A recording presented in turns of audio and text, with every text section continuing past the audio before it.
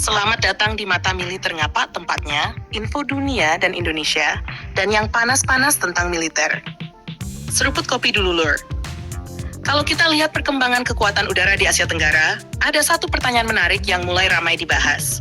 Setelah tahun 2035 nanti, apakah Malaysia akan berani melompat ke pesawat tempur generasi kelima? Atau justru tetap bertahan dengan pesawat generasi 4,5?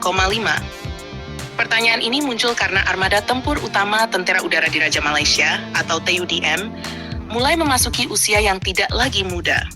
Saat ini tulang punggung pertahanan udara Malaysia masih mengandalkan pesawat FA-18D Hornet dan Su-30 MKM.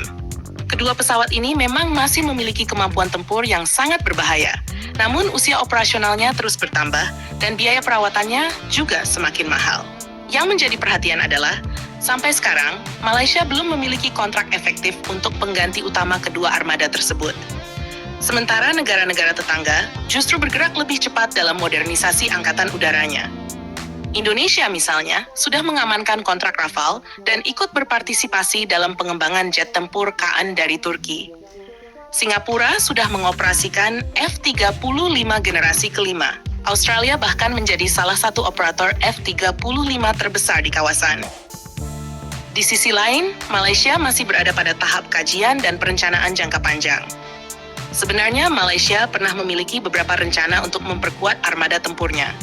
Salah satu yang paling banyak dibicarakan adalah pembelian bekas FA-18 Hornet milik Kuwait. Rencana ini sempat dianggap sebagai solusi cepat karena Malaysia sudah mengoperasikan Hornet sehingga tidak perlu membangun sistem logistik baru. Namun, perkembangan terbaru menunjukkan rencana tersebut dibatalkan. Salah satu penyebabnya adalah ketidakpastian jadwal penyerahan pesawat dan berbagai kendala yang dihadapi Kuwait dalam proses penggantian armada mereka sendiri. Akibatnya, Malaysia kembali menghadapi pertanyaan besar. Jika Hornet dan Su-30 terus menua, lalu apa yang akan menjadi penggantinya? Pilihan pertama adalah membeli pesawat generasi 4,5. Kategori ini mencakup pesawat seperti Rafale, Eurofighter Typhoon, Gripen E, KF-21 Boramai, hingga Super Hornet versi terbaru. Keuntungan pesawat generasi 4,5 adalah harga yang lebih terjangkau dibandingkan pesawat generasi kelima.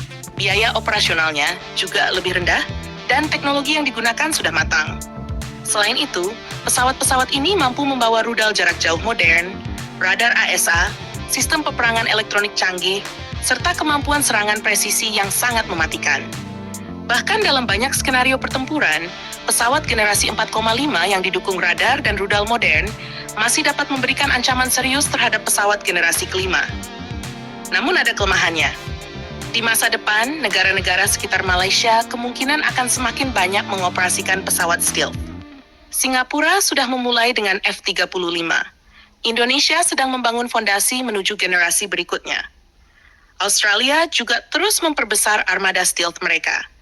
Jika Malaysia hanya membeli generasi 4,5, maka dalam jangka panjang mereka berisiko tertinggal dalam perlombaan teknologi udara. Pilihan kedua adalah langsung masuk ke generasi kelima. Pesawat seperti F-35, J-35, atau bahkan proyek generasi kelima lainnya menawarkan kemampuan stealth yang jauh lebih baik. Stealth memungkinkan pesawat mendekati sasaran tanpa mudah terdeteksi radar musuh. Dalam peperangan modern, kemampuan ini sangat penting, karena siapa yang melihat lebih dulu biasanya memiliki peluang menang lebih besar. Masalahnya adalah biaya. Harga pembelian satu skuadron pesawat generasi kelima bisa sangat besar. Belum lagi kebutuhan pembangunan hanggar khusus, sistem pemeliharaan baru, pelatihan pilot, serta infrastruktur pendukung lainnya.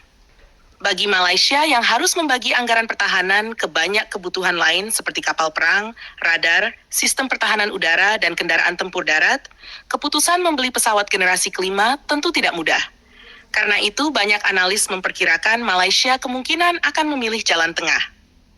Mereka dapat memperpanjang usia Su-30 MKM melalui program modernisasi besar-besaran sambil mengoperasikan FA-50M yang baru dibeli dari Korea Selatan.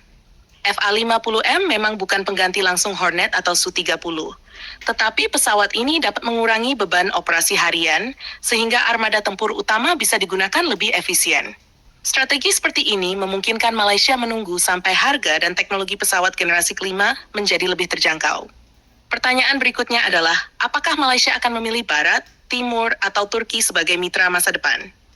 Jika memilih Barat, opsi seperti F-35, Super Hornet, Gripen E, atau Rafale menjadi kandidat kuat.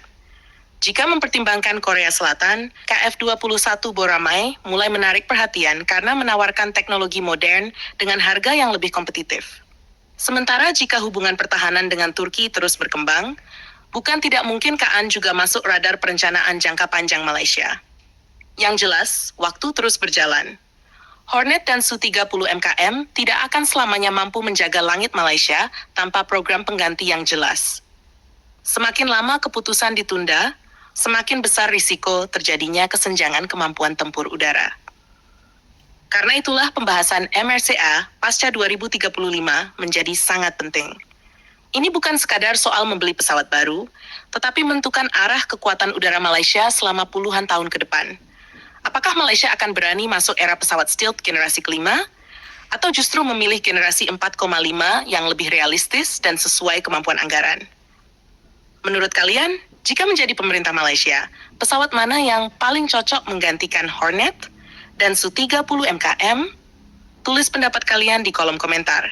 Jangan lupa subscribe, like, komen di bawah sambil ngopi.